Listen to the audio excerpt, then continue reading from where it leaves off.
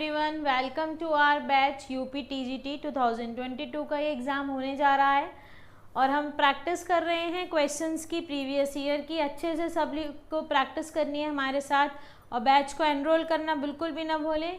और आपके like, share और कमेंट बहुत ही वैल्यूएबल हैं हमारे साथ। सो प्लीज़ जुड़े रहिए मेंटोर जी फाउंडेशन के साथ। हमारी क्लासेस यूपी टीजीटी 2025 में एग्ज़ाम होने जा रहा है। मेंटोर आयुषी के साथ आप सभी का स्वागत है। चलिए देखते हैं, हम बात कर रहे थे, हमने टॉपिक डिस्कशन चल रहा है हमारा एनिमल किंगडम का, जिसमें हमारे जनरली 11 फाइलम्स हैं। मेन कैरेक्टर्स जब हम उनके स्टडी करेंगे, आगे हम उनके क्वेश्चंस भी देखेंगे, लेकिन उसमें से जो यूनिसेलुलर प्रोटोजोन्स हैं उनके क्वेश्चंस की हम डिस्कशन कर रहे हैं। 10 क्वेश्चंस हम ऑलरेडी डिस्कस कर चुके हैं हमारे प्रीवियस वीडियो में। आगे के क्वेश्चंस डिस्कस करने के लिए चलते हैं हमारे साथ। Question number 11, the transmission of infection caused by lower lower is through. अब ये जो लोअर लोअर वर्ड है ये आया है वॉर्म के लिए, तो हम यहाँ देखेंगे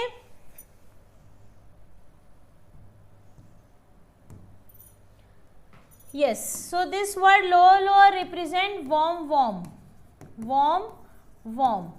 ठीक है, तो जो हमारी आई का कंजंक्टिवा होता है उसमें जाके ये डिसीज करता है ह्यूमन बॉडी में, पूरा टिश्यूज में से ट्रांसफर होता हुआ वॉर्म लाइक ऑर्गेनिज्म हमारी आईज को इफेक्ट करता है। ठीक है, अफ्रीकन आई वॉर्म है इसका नाम।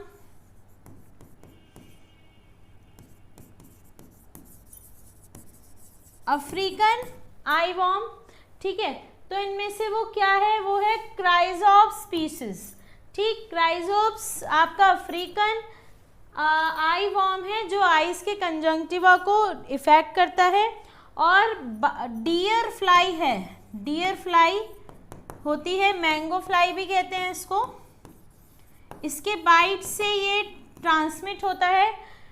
ठीक है, और हमारी आइज़ को इफ़ेक्ट करता है, आइज़ में रेडनेस आना, इस सब चीज़ों का ये कारण होता है। ठीक है, तो हम आगे देख सकते हैं, क्यूलेक्स है, एनोफ्लीस और मस्का। अब यहाँ हमने 3 और वेक्टर लिए हैं। वेक्टर क्या होते हैं, जो डिसीज ट्रांसमिटिंग एजेंट्स होते हैं उन्हें हम वेक्टर कहते हैं।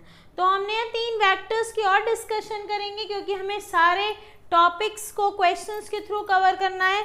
तो क्यूलेक्स मॉस्किटो है, एलिफेंटियासिस डिसीज के लिए रिस्पॉन्सिबल है, जिसमें एक थाइज एलिफेंट जैसी हो जाती है, एलिफेंटियासिस के लिए ये रिस्पॉन्सिबल है क्यूलेक्स। ठीक है, और इसमें हम देखेंगे मस्का डोमेस्टिका। मस्का डोमेस्टिका डायरिया जैसी प्रॉब्लम्स हमें करती है, क्योंकि अगर हमारे अनकवर्ड फूड को अनहाइजीनिक बना देगी ये, और उसके जहाँ पर भी गार्बेज पर सिट हो रही है अगर, तो ये अपने साथ सारे डिसीज कॉजिंग ऑर्गेनिजम्स को लाके हमारे फूड पे छोड़ देगी, जिससे डायरिया जैसी प्रॉब्लम्स हो सकती हैं। एनोफ्लीस मॉस्किटो, हम सभी अवेयर हैं, female anopheles mosquito is responsible for malaria. ठीक है, तो ये हमारा आंसर हो गया इसका, cause by lower lower, answer is through chrysops species. Next is plasmodium enters the body of human being as. बहुत इंपॉर्टेंट है स्टेजेस का डिस्कशन, क्योंकि हम ये स्पोरोजोइट इसका आंसर है। स्पोर्स की फॉर्म में ये हमारी बॉडी में, ह्यूमन बॉडी में एंटर करती है। एक्चुअली जो प्लाज्मोनियम है ये फीमेल एनोफिलस मॉस्किटो के काटने से मलेरिया पैरासाइट स्प्रेड होते हैं।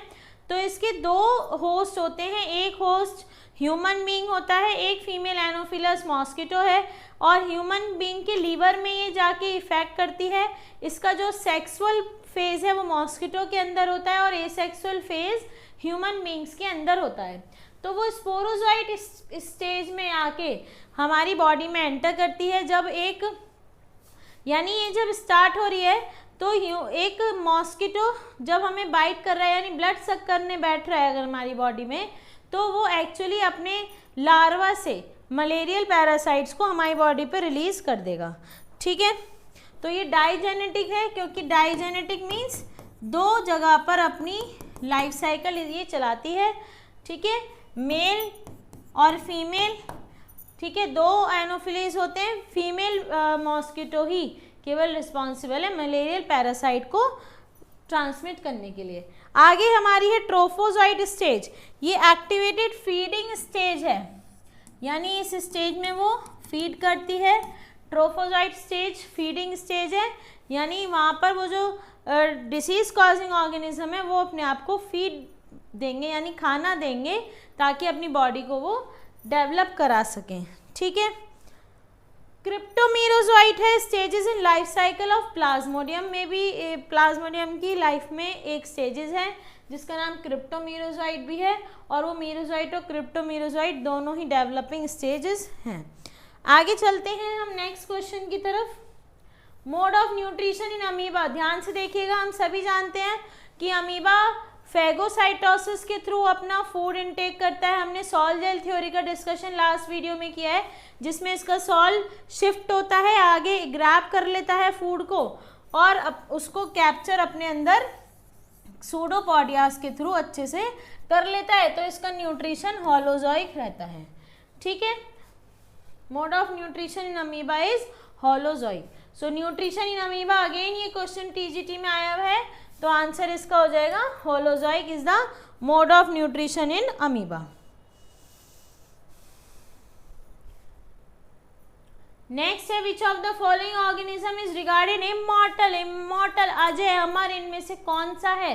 तो हम सब जानते हैं जो अमीबा है, अमीबा का जब भी रिप्रोडक्शन होता है वो बाइनरी फिजन के थ्रू होता है, यानी कभी भी डेथ होने के इसके जो अवशेष हैं, जो इसके पार्ट्स हैं, छोटे छोटे डेड बॉडीज जैसी कोई भी चीज़ आज तक अमीबा की मिली नहीं है, इसलिए हम इसको इमॉर्टल ऑर्गेनिज्म कहते हैं, क्योंकि ये हमेशा बाइनरी फिजन के थ्रू डिवाइड होता रहता है।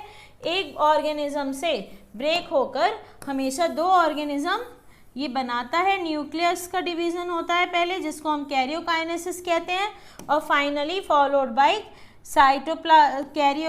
साइटोकाइनेसिस, ठीक है, जिसे हम साइटोप्लाज्म का डिवीजन कहते हैं। तो एक अमीबा से दो डॉटर सेल्स बनती हैं, 2 से 4, हमेशा इस तरीके से डिवीजन होने की वजह से हम इसको इमॉर्टल ऑर्गेनिज्म कहते हैं अमीबा को। ठीक है। अपने सपनों को साकार करने के लिए हमारे बैच से जुड़े रहिए, हमारे बैच के साथ एनरोल करिए और यूपी टीजीटी में अपनी ड्रीम्स को सक्सेस बनाइए। आगे देखते हैं skeleton of which of the following group of protozoa forms an important constituent of sedimentary rock. तो सबसे पहले हम देखेंगे इनमें से स्केलेटन, यानी किस ऑर्गेनिज्म का स्केलेटन, उसका शरीर सेडिमेंट्री रॉक्स में पाया जाता है। तो सबसे पहले हम देख रहे हैं सेडिमेंट्री रॉक्स क्या हैं, जो चट्टानों में मिलती हैं। ठीक है, जो हमारे समुद्र की सतह से यानी नीचे सरफेस से जुड़ी हुई रहती हैं। ठीक है, सैंडस्टोन या लाइमस्टोन से बनी हुई होती है और लेक्स और ओशियंस में ये पाई जाती है, और इसके अंदर पूरी तरीके से फॉर्मिनफेरा, रेडियोलेरिया या हीलोजोआ। ठीक है। Skeleton of which of the following group of protozoa, के इन सभी ग्रुप्स, यानी जितना भी पूरा प्रोटोजोआ है वो सेडिमेंट्री है ज़्यादातर, और ओशियंस और लेक्स के नीचे सरफेस से जुड़ा हुआ रहता है, इसलिए उनके स्केलेटन, इन सभी के स्केलेटन, ऑल ऑफ दीज, इन सभी के स्केलेटन सेडिमेंट्री रॉक्स में पाए जाते हैं। नेक्स्ट क्वेश्चन पे हम चलते हैं। Monocystis is a parasite of. तो मोनोसिस्टिस एक इंटरनल पैरासाइट है, ठीक है, जो रिप्रोडक्शन कराता है, रिप्रोडक्शन कराने में हेल्प करता है। तो ये पूरा मोनो यानी सिंगल एक तरीके का ये सिस्टिक है जो यूटीफस। ठीक है, यूटीफियस इसका आंसर है। पाइला, हेरोडेनेरिया और निरीज, ये सब आपके प्रोटोजोआ के नहीं आते हैं। यूटीफियस आपका प्रोफाइलम प्रोटोजोआ का ऑर्गेनिज्म है, और ये एक मोनोसिस्टिस है जो एक इंटरनल पैरासाइट है बॉडी के अंदर, और एक्चुअल में ये क्या होता है, अर्थवॉर्म का एक टाइप है हमारे यहाँ पर अर्थवॉर्म की। ठीक है, अर्थवॉर्म मोनोसिस्टिस एक एंडोपैरासाइट है जो आपका सेमिनल वेसिकल में अर्थवॉर्म की मिलता है। तो हम सभी जानते हैं अर्थवॉर्म की एक स्पीसीज का नाम है जिसे हम सब जानते हैं, जिसका नाम है फेरेटिमा पोस्थ्यूमा।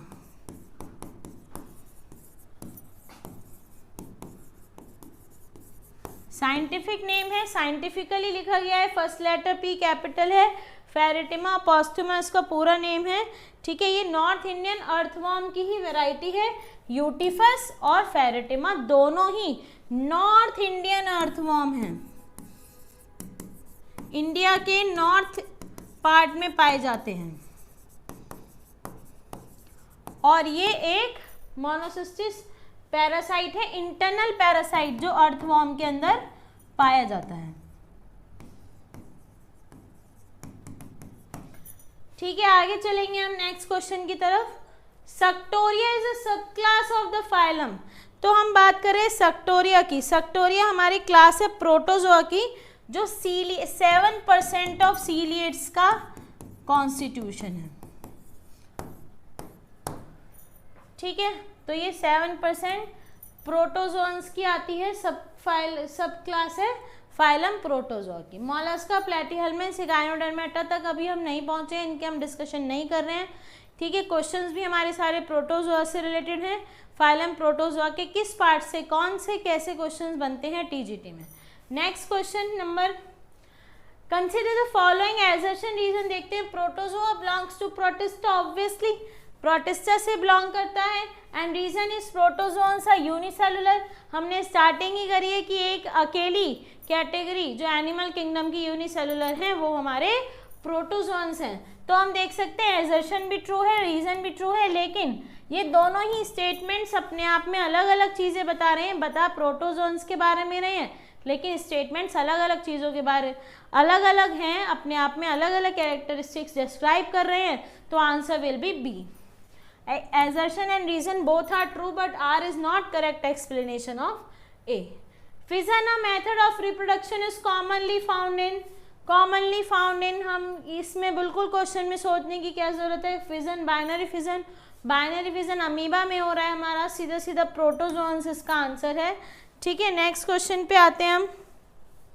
हेल्मिन्थ्स में एग के थ्रू होता है रिप्रोडक्शन, और एनालिड्स में एसेक्सुअल, सेक्सुअल, दो तरीके के रिप्रोडक्शन, अलग अलग मोड्स होते हैं। ठीक है, लेकिन फिजन सिर्फ प्रोटोजोन्स में ही पाया जाता है। तो फिजन हमने डिस्कस किया है कि दो टाइप का होता है, लॉन्गिट्यूडनल और ट्रांसवर्स। ठीक, दो तरीके का फिजन है। Cephalopod is a class of animals in which, ध्यान से देखेंगे, सिफेलोपॉड्स किस में आता है, क्लास है एनिमल्स की जिसमें इसका जो हेड है वो आपका थॉरेक्स रीजन से जुड़ा हुआ रहता है। ठीक है, तो head is fused with the thorax.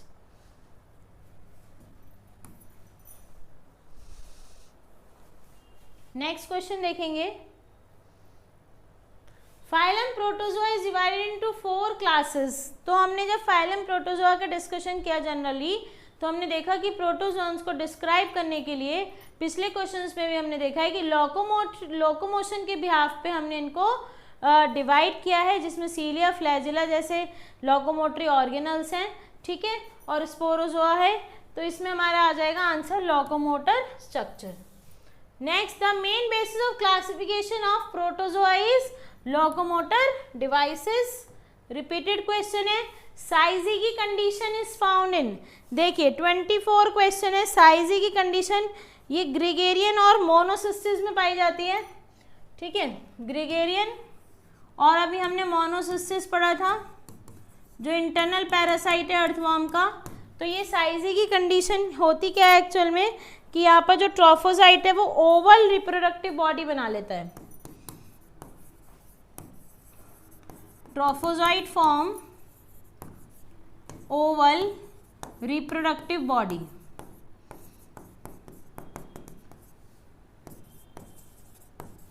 And what is trophozoite, this is the larval condition. ठीक है, लार्वा कंडीशंस की बात हो रही है, और उसकी इस कंडीशन को, ओवल कंडीशन को हम साइजिगी के नेम से जानते हैं।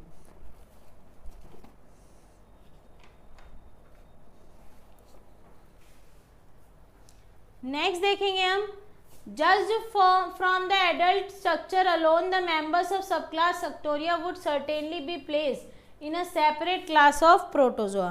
तो हम सभी जानते हैं कि सक्टोरिया यानी सकिंग ऑर्गन्स इनके पास प्रेजेंट हैं, तो इनको हमने अलग सब क्लास सक्टोरिया में रख दिया है। और reason it is only in the virtue of facts of development that they are united in a single class with ciliophora. और ये हमेशा यूनाइटेड जुड़ा रहता है सीलियोफोरा के साथ। तो यहाँ एजर्शन और रीजन दोनों ही एक ही स्टेटमेंट को एक्सप्लेन कर रहे हैं, जिसमें हम सब क्लास फैक्टोरियल की बात कर रहे हैं। नेक्स्ट देखेंगे, basal granule differ from the flagellum. ठीक है, फ्लैजिला के डिस्कशन जब हम करेंगे तो हम ध्यान से देखेंगे कि एक बेसल बॉडी, ठीक है, जिसमें हमारे इस तरीके के स्ट्रक्चर्स पाए जाते हैं, ये अपने आप को अटैच रखते हैं। ठीक है, तो यहाँ पर बेसल ग्रेनुल्स फ्लैजिलम से कैसे अटैच है? फ्लैजिला 9+2 अरेंजमेंट बनाता है, इस तरीके से सर्कुलर शेप में रहता है। ठीक है, 1 2 3 4 5 6 7, ठीक है, और +2 यहाँ पर इसके यहाँ पर ऐसे 9+2 अरेंजमेंट बनाते हैं, 9 फ्लैजिला। तो इसी तरीके से बेसल ग्रेनुल्स में क्या डिफरेंस है कि बेसल ग्रेनुल्स 9 पेरिफेरल ट्रिपलेट्स बनाते हैं बट विदाउट सेंट्रल फाइबर्स। ठीक है, इस तरीके से वो अपने आप को अरेंज करते चले जाते हैं, लेकिन इनमें कहीं सेंटर में कोई फाइबर्स नहीं होते, लेकिन फ्लैजिला में सेंट्रल फाइबर भी पाए जाते हैं।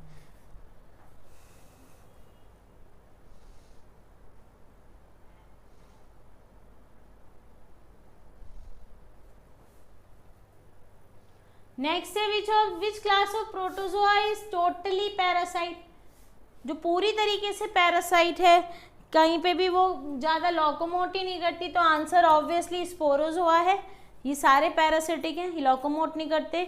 सीलियाटा में सीलियास के थ्रू लोकोमोशन है। सैरकेडोना, मास्टिगोफोरा सभी में लोकोमोटरी ऑर्गेनल्स प्रेजेंट हैं, लेकिन स्पोरोजोआ में कोई भी लोकोमोटरी ऑर्गेनल प्रेजेंट नहीं है।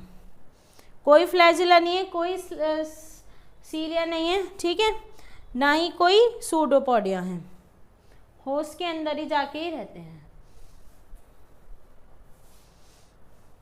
तो एक्चुअली ये एक होस्ट से दूसरे होस्ट के फिजिकल कांटेक्ट से ट्रांसमिट होंगे, क्योंकि आप सोच रहे होंगे कि किस तरीके से ट्रांसमिशन है जब लोकोमोशन ही नहीं है।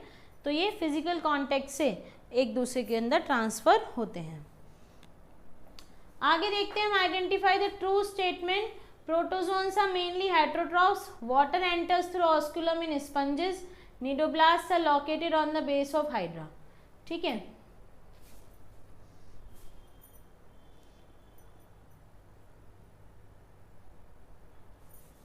तो यहाँ हम देख रहे हैं ट्रू प्रोटोजोन्स हेटेरोट्रॉफ्स हैं। हम सभी जानते हैं कि प्रोटोजोआ या एनिमल्स सभी हेटेरोट्रॉफ्स हैं एक्सेप्ट यूग्लिना, जो कुछ कंडीशंस में फोटोसिंथेसिस कर सकता है, लेकिन बाकी सभी एनिमल किंगडम के जितने भी एनिमल्स हैं वो सभी हेटेरोट्रॉफ्स होते हैं। ठीक है, तो इसका आंसर क्या आ जाएगा? प्रोटोजोन्स हेटेरोट्रॉफ्स हैं। वाटर ऑस्कुलम के थ्रू स्पंजेस में जाता है? नहीं, वो इससे एग्जिट करता है, एंट्री नहीं करता है। Cnidoblast are located at the base of hydra, तो वो निडोब्लास्ट हाइड्रा के टेंटेकल्स के साइड में प्रेजेंट होते हैं, ना कि उसके बेस में। यहाँ इस तरफ निडोब्लास्ट होते हैं। इसी तरीके से स्पंजेस में ऑस्कुलम यहाँ पर है, जहाँ से वाटर एग्जिट करता है। तो इसमें स्टेटमेंट आ जाएगा A is correct, protozoans are mainly heterotrophs. Class of protozoa that contain only endoparasite, अंदर रहने वाले, होस्ट की बॉडी के अंदर रहने वाले केवल जिनमें पैरासाइट्स हैं, वो कौन सी क्लास है? फिर से आंसर फिर से क्या आ जाएगा? स्पोरोजोआ आंसर आ जाएगा। ठीक है, कॉन्ट्रैक्टाइल वैक्यूल इन प्रोटोजोअन, हम सब जानते हैं अमीबा के अंदर सबसे ज़्यादा कॉन्ट्रैक्टाइल वैक्यूल बड़ा है, जिसका पूरा काम है बॉडी को बैलेंस करना, और उसके लिए टेक्निकल टर्म है ऑस्मो रेगुलेशन। बॉडी के सारे फंक्शंस परफॉर्म कराने के लिए रिस्पॉन्सिबल है कॉन्ट्रैक्टाइल वैक्यूल, और वो कराता है ऑस्मो रेगुलेशन। टीजीटी 2010 में आया हुआ ये क्वेश्चन है। क्वेश्चन प्रैक्टिस अच्छे से करते रहिए। विच of the following is not a pathogenic flagellate, यानी जो पैथोजन नहीं है, इनमें से कौन सा है जो पैथोजन नहीं? तो आंसर आ जाएगा आपका नॉक्टिवलिका, लेशमानिया, जियार्डिया और ट्राइपेनोजीमा, तीनों ही आपके पैथोजन हैं। ठीक है, लेशमानिया आपका पैरासिटिक प्रोटोजोन है,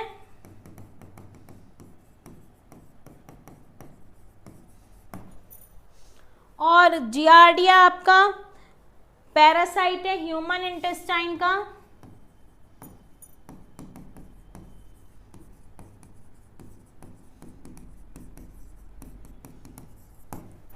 और ट्राइपेनोसोमा आपका it is a protozoan that causes the disease African sleeping sickness.